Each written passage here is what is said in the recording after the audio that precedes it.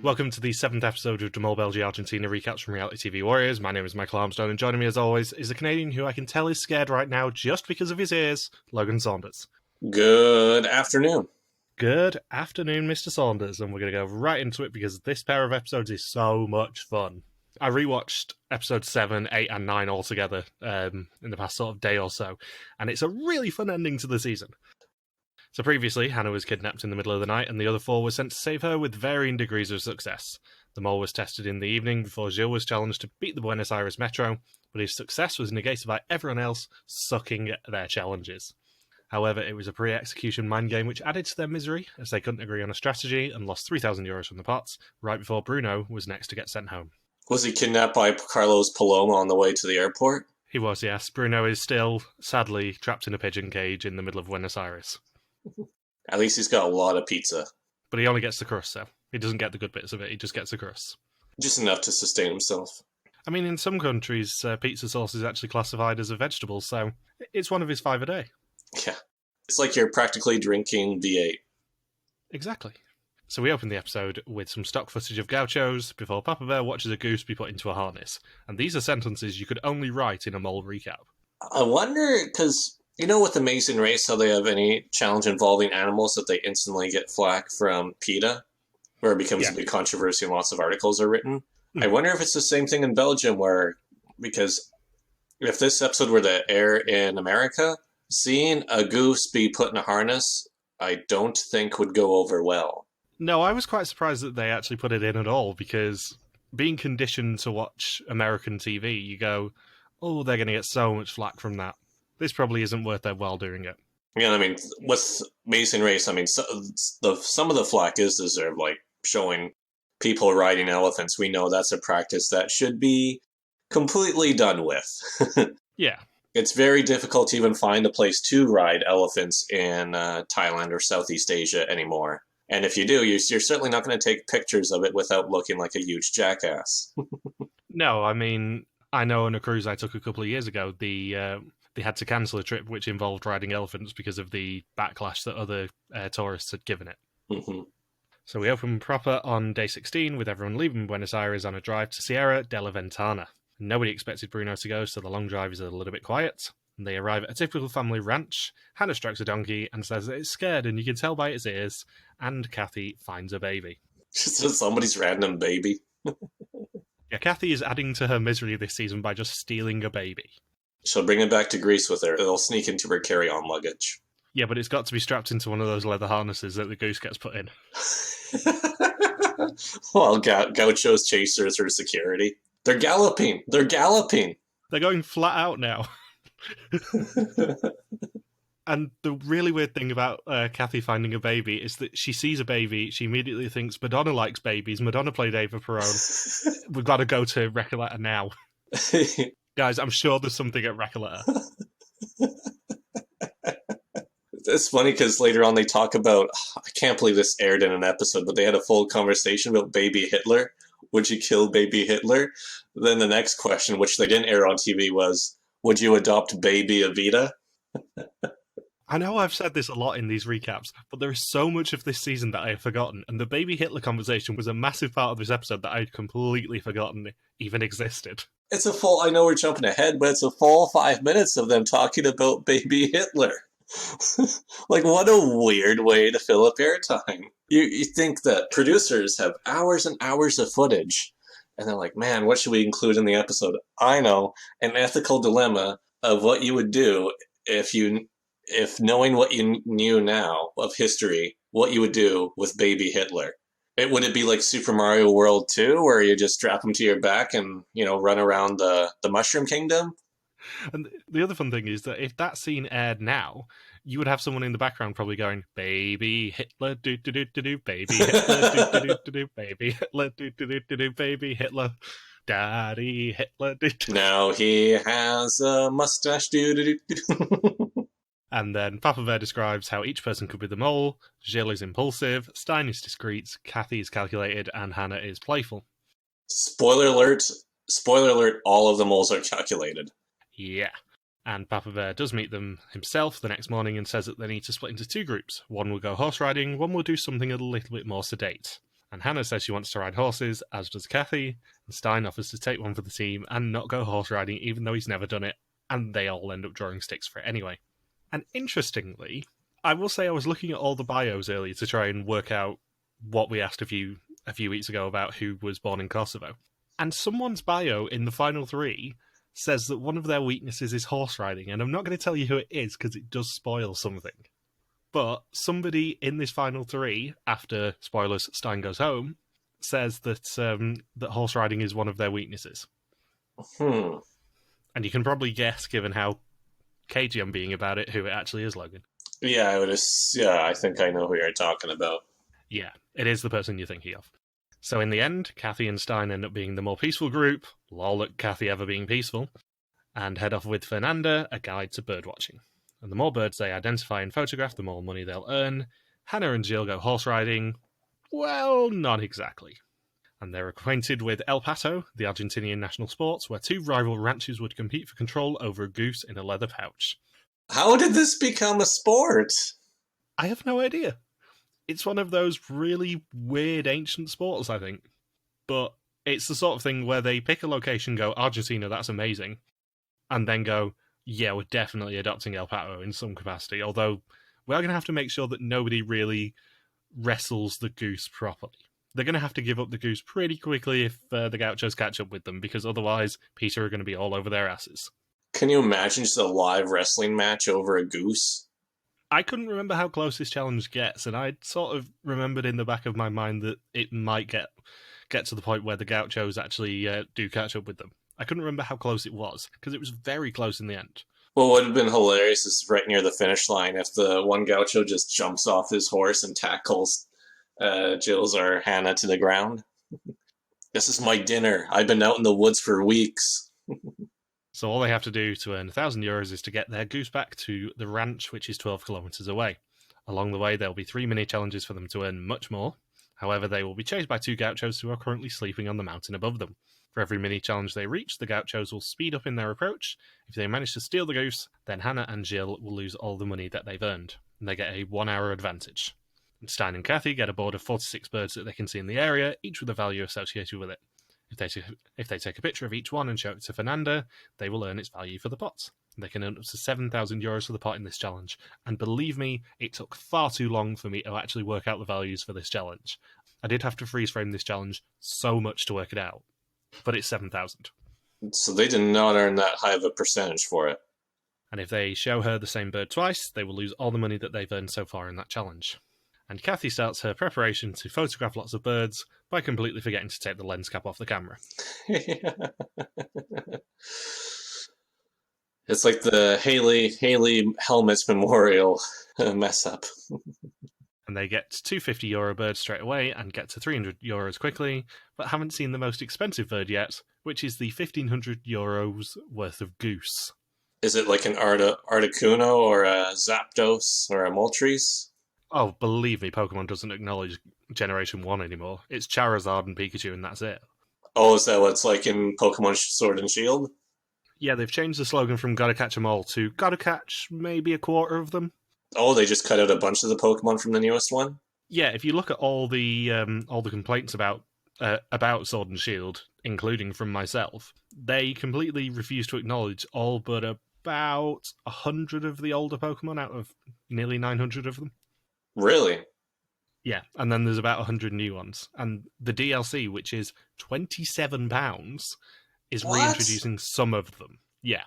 I know Pokemon likes to inflate the market a bit because they know people will pay for it, but that'd be like $50 Canadian at least, just for a few more Pokemon on a game.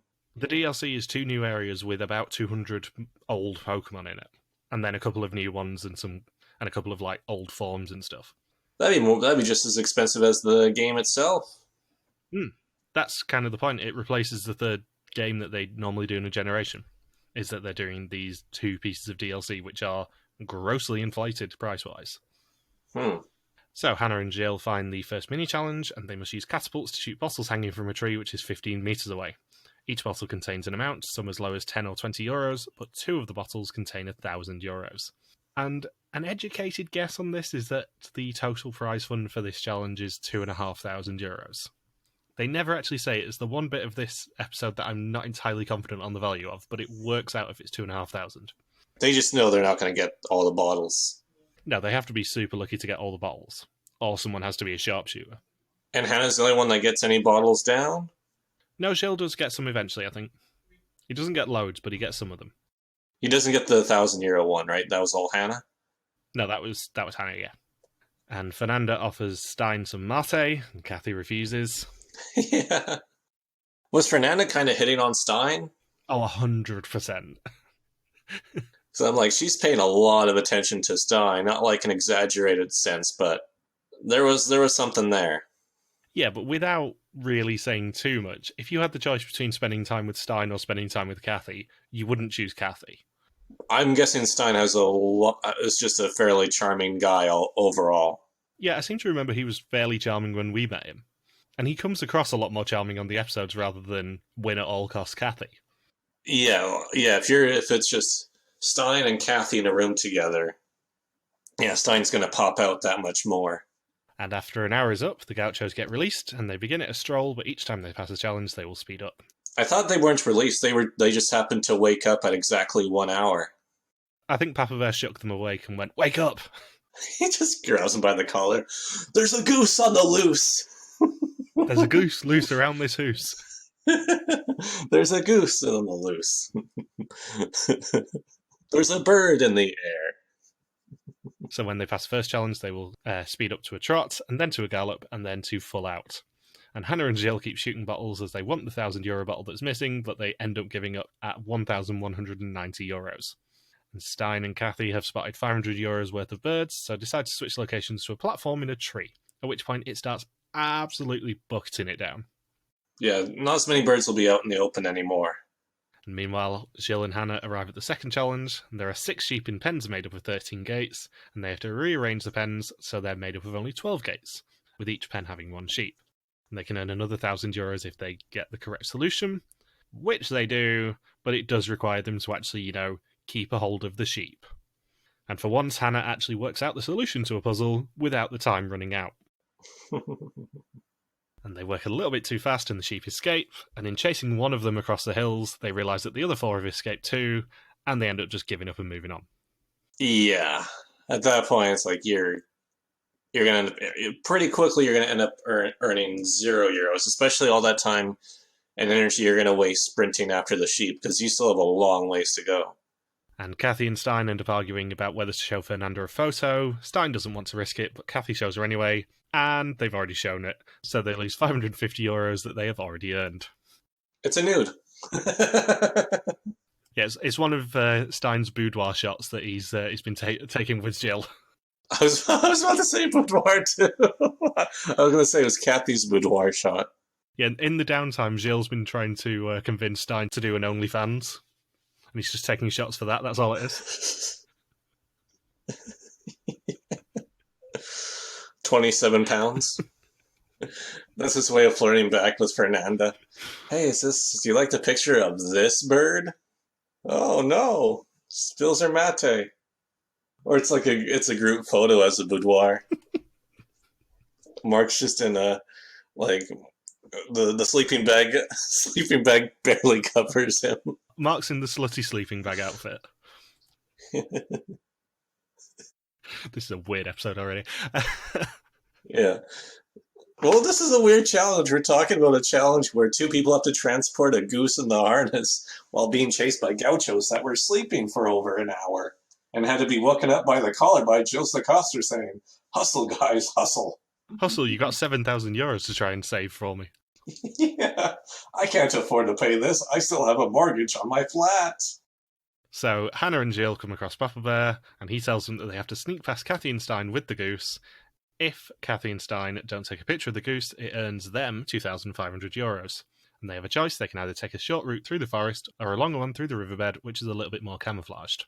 They choose the riverbed, as there is a lower chance of being spotted. However, the gauchos have just started galloping. And that is a hell of a gallop. Yeah, it really is. And by the time they're going flat out, you can essentially see Hanne and Jill going, "Oh shit, don't run me over." Yeah. That's why they were so eager to get past that gate. It wasn't a run to collect money, it was a run to not die and be trampled. Well, this is another challenge where it ends up with a very near-death experience for someone involved in this show. Because we had the Salinas Grandes challenge where they blindfolded them and were driving and a cameraman nearly died. There's been at least one more, and now this one where, genuinely, those gauchos did not stop those horses very quickly. As we find out in the reunion, they actually ended up running over Papa Bear's toe at one point. It was in the montage at the end, is that they... one of the horses actually trod on Papa Bear's foot, and he's kind of jumping away. That's why he was so eager to put that hand up when the gauchos were coming, like, I can't. I still got one more episode to fill. I do actually need to get back to Ghent in one piece here. And in a wonderful bit of filming, we actually see Hanne and Jill sneak past them, as they've earned €700, and they are not taking a risk and going for more photos. The gauchos enter the final area and start going absolutely flat out. And Hanne says she grabbed a nettle and hands over the goose to Jill. And Kathy and Stijn actually see the horses and say Hanne and Jill will be behind them on a donkey because they know how this show's going to work anyway. They weren't too far off. That's what Hanne assumed before the challenge started, is that they'd be riding a donkey instead of a horse. Yeah, as soon as Papa Bear said, well, not exactly, she went, oh, we're going to be riding donkeys, aren't we? And Hanne is so tired at this point that she can't even manage a hot for dummer. No, she just manages a hot ver. Does that make any sense? Does anyone say hot ver? That's when you know someone's out of breath, I guess. Yeah, and as they're running up the drive to Papa Bear, they see the gauchos approach, and they manage to enter the ranch just before the gauchos get there, and Hanne collapses, and Papa Bear actually has to tell the gauchos to stop and not trample him. It's funny, like Hanne's saying, I can't run anymore, and then sees the horses. Oh no, if I don't start running, I am going to die, and I won't be in the final three.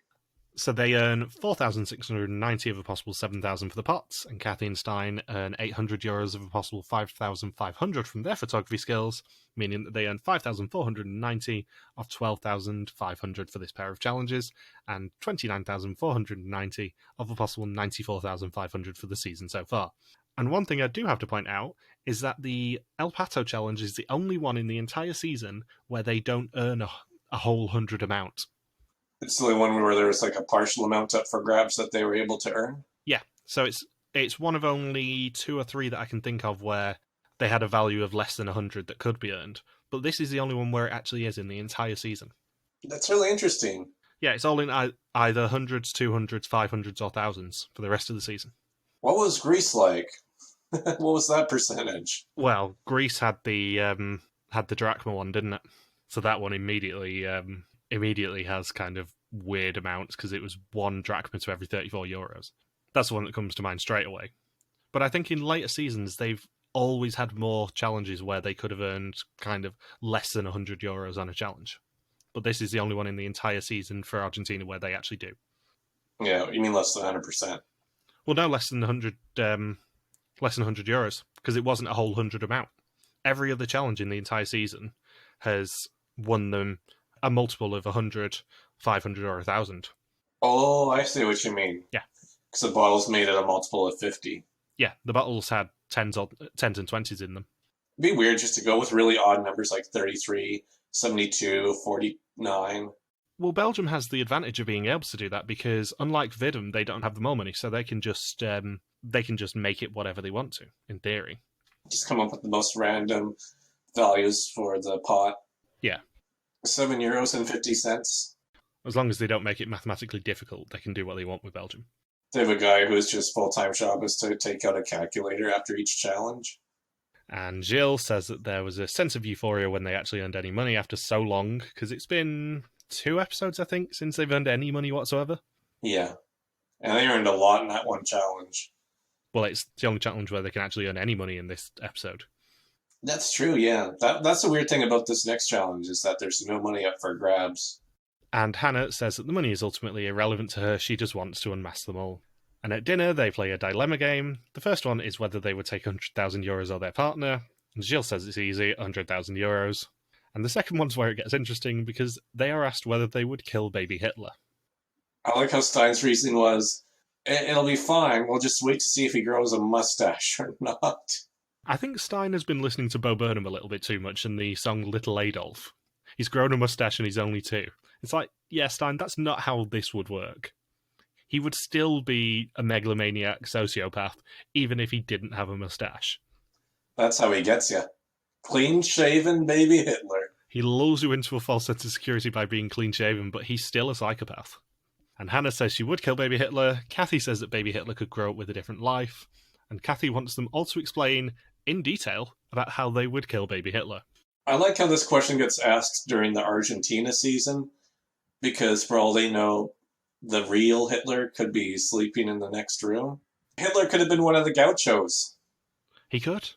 I remember that wonderful story from the 50s, I think it was, where there was a Nazi general who was hiding in Argentina, and Mossad found out where he was, kidnapped him in the middle of the night, and dressed him up as a flight attendant, and flew him back to Israel to stand trial for war crimes. Is that a real story? That is 100% real. There's been a couple of films made about it and everything. Adolf Eichmann, I think it was. Adolf Eichmann? Yeah. I just Googled it to make sure it was that Nazi, but I think it was. Yeah, it was. Oh yeah, he died in Israeli prison in 1962. At a young age, at 56. That's weird. Oh, he's executed. He was put to death for war crimes. I'm like, well, did he die from heart attack or something? I'm like, man. I love how your first reaction to a Nazi dying at 56 was, oh, that's young, rather than he was a Nazi, of course he was hung. Why do all Nazi war criminals die at such a young age? Why do they all die within 5 years of being put to prison? Why? That's so weird. And they all talk in the evening about who they want to be sitting alongside in the final. Hanne and Stijn want each other, but Hanne says she hopes she can convince him to suspect the wrong person. And they all sleep in a little bit on day 17, to the point where Papa Bear actually has to wake them up at 10:17 a.m. because they actually have to have breakfast and get on the road. I like how they showed what time it was to show just how much of a sleepyhead the whole cast is, because we've seen other episodes where they wake up and it seems like it's not early morning. Because they've referenced it multiple times that this cast likes to stay up and drink each night. Yeah, this is the first time I can ever remember on a Mole season of the host having to actually knock on the rooms and go, come on guys, seriously, stop taking the piss now. Maybe there was actually another challenge that was for money that day, but because everyone woke up so late, it's like, well, I guess we're just doing the exemption challenge. Yep, get the backup challenge ready, set up the archery boards, and let's do this.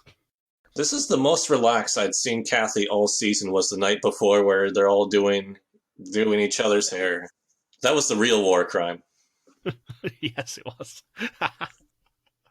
I was so close to making that the banner this week. I was so close. We're going with a goose banner. Especially the one with like Kathy laughing with their crazy hair. Yeah, I have got it screenshotted just in case I change my mind at the last second, but that made me laugh so much. Because it serves absolutely no purpose other than to reinforce the fact that this show is a travel log first and the mole second, which is a brilliant way for them to do this show, and it's something that continues throughout every season of it. So at breakfast, they find out that they will compete against each other in archery, and Jill spots the sign about practice making perfect and is the only one to actually leave breakfast and actually practice. And then Papa Bear announces that they've got 15 minutes to practice.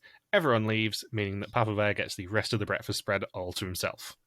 And after the 15 minutes are up, he sets up 2 signs on the targets, one with a chance at an exemption, and one with a chance at extra information. And they each get 1 arrow to shoot at a target of their choice. Understandably, they all aim for the exemption. But only the 2 best will actually play for the exemption later, the other 2 will go for the extra information, which is the diaries of the losers.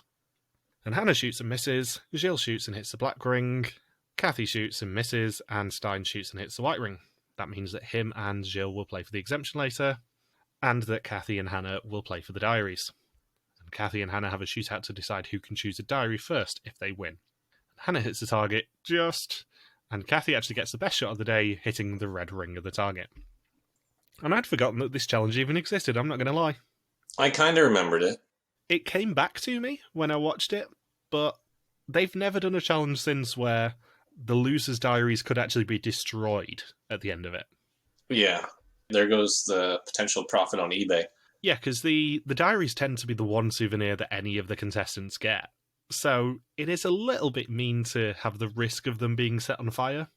As Papa Bear has said to us in the past, they don't actually get them back until the season's aired and everything, just in case. But imagine having to go back to, say, a Thibaut or a Bruno who were quite fanatical and go, yeah, here's the pot of ashes that was formerly your diary. Maybe they put blank diaries on the raft. Yeah, that's the only thing I can think of. I don't think they would have actually set fire to the real diaries because that's a bit too mean for them to not get any souvenirs whatsoever. Because what if the raft tips too? If it just tips over into the water and they still win the challenge? You can't honestly believe that was just a raft made of straw. There would have been stabilizers on that raft, 100%. It would have been very difficult for them to actually tip it over. Well, I'm just saying, the what-if scenario, or if, like, the rain started coming down really hard. So the challenge itself actually takes place on a lake. The boys are on one side and the girls on another. And the boys have to use flaming arrows to set a raft alight, the raft containing the diaries of the losers. If they set it alight, the diaries are lost and the exemption goes to one of them. And to decide who will claim the exemption if they win, they have to play a game of 21, or as it is in this case, 25. Papa Bear's got 25 arrows in front of him, and they have to take 1, 2, or 3 each round. Whoever takes the last arrow will play for the exemption. And she also knows how to win this game from the beginning, so I would say, I very rarely say this about Belgian Mole, but this challenge was a flop. Yeah, this one was a little bit broken, because it's one of many challenges during the season where they adapt classic logic puzzles, because you have this one, you have the bottle puzzle in episode 1, there's one coming in the finale next week where it's one of these people lies, one of these people tells the truth, you have to ask them one question to work out the truth. They stopped doing this after this season. They don't do any of these classic logic puzzles again. Probably for this reason, because 21 is an incredibly broken game anyway. If you play first, you can win straight away. Exactly. Like, you can't really do it as a showdown challenge, and especially not to determine who gets to go for the final 4 exemption. Yeah. That's a bit extreme, so I meant to as well. Sure, Stijn gets to have a chance at the exemption. So, I mean, I guess it really comes down to if Jill's knew the puzzle or not. Yeah, because the other thing you've got to take into account is the fact that if you were Stijn, you probably wouldn't put too much effort into trying to shoot the raft if you hadn't won the exemption anyway. If you were playing for Gilles, you're only playing to give him an advantage and nobody else. And that's not really an incentive for him. Right. Especially as if the girls win the diaries, one of them has got to claim Marc's diary, and that's just going to be either toilet paper or things that he's learnt about homosexuals from spending 5 days with Gilles. I like how they didn't even discuss it, like when they were picking out when Kathy and Hanne eventually win this challenge, how they have their little round or their schoolyard pick for the diaries, how Marc's isn't even mentioned. Yeah, weirdly, they do tell us who the first choices are, and we find out who Hannah's second choice was, but none of the other ones are actually mentioned. Who was Hannah's second choice? Hannah's second choice was Isabel, because that's where she gets the secret note from, as to who is voted on each test. I guess they didn't want to show it any... I'm guessing the editors didn't show the pick'em any further to avoid embarrassment for the early boots. Yeah, because nobody's going to pick Ruth's diary because she spent 3 days with them and has no idea who it is. And you can't read the pages because it's all covered in paint. That is true. Nobody's going to pick Marc's diary because he didn't make a single note, at least about the game. Unless it was in invisible ink. Probably nobody's going to pick Manuela's because she, by her own admission, didn't make many notes. It's just a bunch of angry sentences in all uppercase letters. Yeah, so in reality, there's only 3 diaries they're ever going to pick, which is Isa, Thibaut, and Bruno. You wouldn't pick anyone else's diaries from the other 3 first boots, I would say. So Hanne and Kathy have to pull the raft as fast as possible to keep them, and choose between them who gets which one. If Gilles shoots the raft, he wins the exemption. If Stijn shoots it, nobody wins anything. He just gets to play spoiler. Yeah. However, the boys miss all 25 anyway, and the girls win the diaries. Literally, I know we've said this about a couple of challenges this season. There is nothing for me to say. It's watching them shoot flaming arrows, which arguably is a cool visual, but in reality, this challenge is kind of a bit of a bust. Yeah, it's just a weird way how they... I mean, to have 21 or change 21 to 25 was another weird decision to make. Yeah. I don't know if they just changed the number just in case somebody who knew 21 would be slightly thrown off for a minute. I think it was so that it would be an appropriate number of arrows to actually shoot at the raft, because they get 25 chances to shoot them. They use the 25 arrows. Do you think if they had a few more arrows, one of them would have gotten it? I think so, yeah, because Stijn was very close towards the end. As much as I think that Stijn probably wasn't trying his hardest to win this challenge, Stijn can't switch off. Throughout the entire season, Stijn has proven unable to switch off and constantly playing like a contestant. And the best thing for him to do, given there's no money involved, is to try and block everyone else from getting an advantage. So I think he put more effort in than he probably should have on this one. Yeah, I agree with that. Yeah, probably just no off switch, even if he didn't care that much. Just wanted to win. Competitive. Yeah. So the girls get 30 minutes with the diaries. Kathy chooses Thibaut's, Hanne chooses Bruno's, and then they decide to help each other. But Hanne does hide some information from Kathy, and that was from Isabel's diary. So I'm very interested to find out who Kathy picked as her second choice, because she got a choice before Hanne did. And whatever was in Isabel's diary was important enough for Hanne to take a page out and put it under her foot. Hanne really didn't want to be in the final three with Kathy. No, because she thought she'd lose. That's the thing. Kathy is so intense and so focused that she's probably the one person in the cast you don't want to face in a final situation. Yeah, if you have to do 50 questions about them all, you would probably want to face off against not Kathy in that scenario. Ideally, you would want to face off against Ruth and Marc, but those two options were taken off the table very quickly in this season. I wonder if anyone shaped this strategy for the future, realizing, maybe align myself with the most intense person, or rather just letting the most intense person skate by with minimal alliances to go against them, or putting seeds of doubt in their head as to who they think the mole is. I wonder if that's going to be if that ended up being a strategy in future seasons, where you identify the Kathy of the cast and try to figure out how to dupe them into picking the wrong mole. Because if they're onto the right mole, that final quiz is going to be very, very difficult to beat them. Yeah, if you let someone like Kathy get close to the end and confident on their mole and they're right, they're going to be unbeatable. But having said that, as I've said a few times, they never cast anyone like Kathy again. Kathy is an enigma in the casting of Belgian Mole. They never cast anyone as intense as her again. And I want to point out with Hanne that the other extra layer to it is that her and Kathy just genuinely didn't click throughout the season. Like, they were cordial with one another towards the end of the game, but you can definitely see, especially with her confessionals at the beginning, which were really emotional, saying, I don't want to be in the final three with Kathy. That's not how I want to end my adventure. And just how she kept saying, I really want to be in the final three with Stijn. I really like Stijn. And she's like, I think Stijn is onto the wrong mole, but if I tell him who the mole is, it jeopardizes my own game, and I might not make it into final three. As I've said a few times, the first 4 episodes of this season are very much Kathy's story. 5 and 6 were very much Jill's story, because everything revolved around him. For me, episode 7 is not the story of one person, it's the story of Hanne and Stijn, and how Stijn falls to try and help Hanne. She manipulates it to make sure that happens, but Stijn gets eliminated in this episode to help insulate Hanne, and how she has that terrible choice of whether to tell him or not to potentially jeopardize her own position. So it's kind of Hanne's story, but with Stijn as a peripheral bit of it, I would say. Yeah, because if Kathy is not the mole, then for Hanne, it's like, well, if I tell Stijn who the mole is, then both of us have to beat Kathy on the Final Four quiz to send her home. Which, as they've probably worked out by now, would be a very difficult prospect if Kathy isn't the mole. Yeah, so it's all about, do you take that risk, giving Stijn that chance to beat you, and then you yourself don't even make final three? But then the other aspects of this is the fact that if you keep Stijn around, you probably win a lot of money. Yeah, you do well in that final 3 round, and you easily cross, may even hit 40,000 euros by the end of the season. Yeah, you can earn a lot of money by having Stijn there to not mole. And with Stijn and Hanne in the final 3, that they're not even going to bother with trying to dupe each other into thinking that they're the mole. No. I think Hanne wanted Stijn around because Stijn was the person she could beat.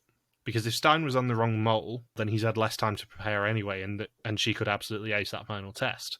But Stijn being there means that she can be confident on who the mole is as well. That's the other element to this, is the fact that she knows Stijn isn't the mole, he knows that she isn't the mole, so it means that both of them can laser focus on the person who is the mole. And as we'll find out in the finale, that, I guess, At this point, it's probably not. I'm sure listeners can figure out who the mole is if they haven't already seen the season. But as we'll find out, this might be proved to be Hanne's biggest mistake is not figuring out a way to get Kathy, because I think we can say with certainty that Hanne would win if she was up against Stijn at Final 3, because we know how that final quiz goes. Yeah, I 100% agree that had Hanne made a different decision here, she would have probably won the season and probably won it by quite a large margin. Yeah, considering that we end up with the closest finish ever in the history of any mole season worldwide. Yeah, we will get to that next week, because I'm very excited to finally talk about that, because I kind of remembered how close it was. I forgot how it actually plays out. You forgot that it was a double tie? I remembered it was a double tie. I'd forgotten that Hanne nearly faints. So they drive to the next accommodation where 3 of them will stay tonight, as there is an execution that evening. And right before the execution, Hanne says that Stijn is on a different mole to her and has to make the decision as to whether to tell him. And it is now time for the test. 20 questions on the identity and actions of the mole. Whoever knows least is the final person to go home, apart from the mole, who can never go home. And Gilles says that he's ruled 2 people out, Bruno and Bruno's suspects. He thinks he's been getting through by the skin of his teeth. Hanne says she must be on the right track as she's kept getting through. If it isn't who she thinks it is, she owes that person a pint. Stijn says he doesn't suspect Hanne as they share too much information. He's made a list for everyone. If it is Hanne, he'll be shocked. And Gilles says that it's the first time that he's gone all in on one person. And Kathy says she thinks he's right. No one but the mole knows that they are safe, though. And Gilles says that being eliminated first is the worst, but being eliminated last is nearly as bad. And at the execution, Hanne insists upon Stijn holding her hand before the screen's revealed, and Gilles sees a green screen before it is Stijn who sees the final red one, leaving Kathy, Gilles and Hanne as the final 3. And even though it's basically her own doing, Hanne is very upset and is speechless. Because she feels responsible for Stijn going home. She's entirely responsible for Stijn going home. Yeah, it's different with the mole, though, because it's Stein's own doing for not figuring out who it is. It is, but it's a known mole tactic to either align yourself with the mole or align yourself with someone who's trustworthy enough to get both of you to the finale. And we really didn't see Hanne and Stein's bond that much during the season until this episode. It became a storyline in the episode it actually was relevant to. But I think if they'd stuck together a lot more, it would have been more beneficial for Hanne. Yeah, it's kind of a funny scenario, because you think of the mole as being one of those shows where, like with Survivor, you say, oh, well, I went home because all those other people voted me out. There was nothing I can do. And with the mole, the whole idea is that, oh, well, you're responsible for if you go home or not. But here, Hanne had the information knowing who the mole is. Could have told Stijn to potentially keep both of them safe and, of course, give herself the win at the end of the game. So it's one of those very rare situations where a person has to feel guilty over somebody else going home, thinking, well, even though Stijn wasn't able to figure it out himself, I could have just given him the answers for him to advance. Yeah, I'm not criticising at all, because short term it's the right decision for Hanne. She guarantees that she's going to make the final 3 because she knows Stein's on the wrong track. But long term, it would have benefited her far more if she could have helped Stijn a little bit and put him on the right track, because she doesn't know how well Kathy or Gilles is really doing. That's the thing. One of them could be wavering almost as much as Stijn was. And one answer from Hanne could have guaranteed Stijn was in the final 3. And she would have guaranteed herself a stonking win and not gone to a double tie and nearly collapsed in the hills of Argentina. So she's kind of her own undoing there. It's a very difficult situation. There really wasn't a correct way to play it. No. It's one of those real moral dilemmas that I don't think we see in any season after this. To the same extent, at least. I don't remember there being anyone who you go, they really should have saved that person to try and help themselves, to the same extent that Hanne had to choose whether to help Stijn or not. Especially at Final 4, be like, okay, if I give this person information, I could be going home. It is a 33% chance tonight that I go home. Yeah. If I don't give my closest ally information, 0% chance I go home tonight. But now I'm really rolling the dice if I can beat the other person who's really hardcore with memory, and maybe I already have a 0% chance of winning the final 3 anyway. Either way, Hanne, No wonder Hannah was ready to faint by the end because, I mean, she nearly collapsed in the Gaucho challenge, where Jules is asking her, Hannah, are you alive? I'm half alive. Everything is spinning, but I think I'm here on Earth. I'm holding the goose in a harness, so I don't get back to me on if I'm in reality or not. Yeah, this episode is very much the story of Hanne and her moral dilemma as to whether to help Stijn. And it's really interesting to watch it with that mindset of Hanne is deciding basically whether she wins the season or not in this episode. And also, there is no guarantee that even if Hanne had made a different choice, that there would have been a different outcome. Stijn still could have gone home. But I think for someone like Hanne, she probably lives with that regret a little bit and probably regrets making the decision she did. I think if she had helped Stijn and he'd still gone home on that, she probably would have felt a lot better about it. But then that might make her think, am I on the wrong mole? As you said, there is no right decision to this dilemma. But for someone like Hanne, I think she probably made the wrong choice here. Yeah, of course we're saying that in hindsight, where it's like, well, she definitely didn't make the wrong choice, but at the time, there was no right or wrong answer to this decision. There wasn't like, oh, you just blew it, Hannah. It's like, well, let's see how this turns out next week. Good luck facing off against Kathy. Yeah, they say hindsight is 2020, but this is hindsight in 2020. Yeah, we're talking about something that happened 4 years ago. So everyone eulogises Stijn on the way out, including Papa Bear himself, saying he was a great contestant and contributed so much to the party especially, which is essentially what we've been saying every episode, is that without Stijn, they 100% would not have made nearly as much money. Probably not even cracked 20K, and that's no exaggeration. Now, Stijn personally was responsible for probably about half of that pot going in. And that's even with him trying to pull back a bit after he won that initial 10 grand. So next time, the final three go on a temptation hike, get blindfolded, and go parasailing before taking the final test. One of them will be the winner, one of them will be the loser, and one of them will be unmasked as the mole. Again. 4 years later. And one little programming note from us is the fact that we are merging the finale and the reunion episode, so it's going to be not a double-length recap, it'll be about the same length-ish. We're just doing the final two episodes together. So if you are watching along, somehow you've never seen this season before, if you are watching along, then make sure to watch the finale and the reunion because, we'll be discussing both in the same episode. All right. So thank you for listening to our Mol Belgie Argentina recap. We will be back next week to conclude the hunt for the mole in Argentina. Don't forget you can contact us on Twitter, Facebook, YouTube, or Instagram where we are RTV Warriors, or you can email us on contact@rtvwarriors.com. Logan is on Twitter @LogSuperQuacky, and I'm MJ Harmstone. See you next week. Peace out and just chill till the final of flavoring.